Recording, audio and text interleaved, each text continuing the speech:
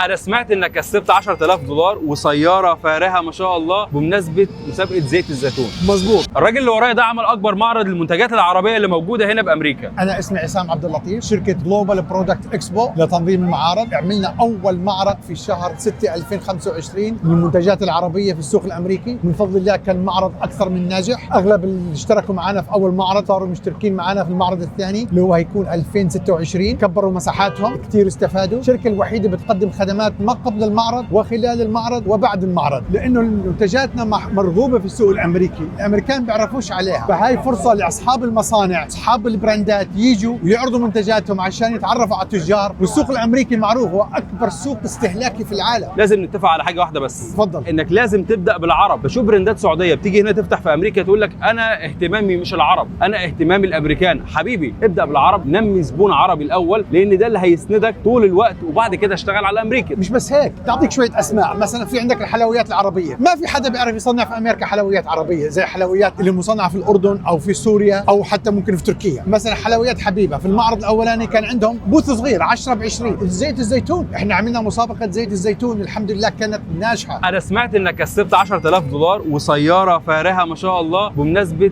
مسابقه زيت الزيتون. مظبوط. طب بالنسبه لاصحاب الخدمات يا استاذ عصام هيروحوا فين؟ مكانهم عندنا. انا جايب لك ذا هيفي ديوتي بايرز اند اكزيبيتورز، المحاميين، جميع انواع المحاميين تبع العقود، محامي التامين، محامي الحوادث. بدنا نعمل مكان كامل للمحاميين، يعني كله يقدر يدخل عندك المعرض. حييجوا على المعرض وهيتعرفوا على ناس كواليتي، اصحاب البزنس، وهذا الناس اصحاب البزنس بدهم الخدمات هاي. خلاص يا جماعه، هسيب لكم رقم التليفون، هسيب لكم الايميل، هسيب لكم كل المعلومات اللي تقدروا توصلوا بيها للاستاذ عصام. اي حد يجي من طرفي عايزك تتوصى بيه. من عينها هاي قبل هاي.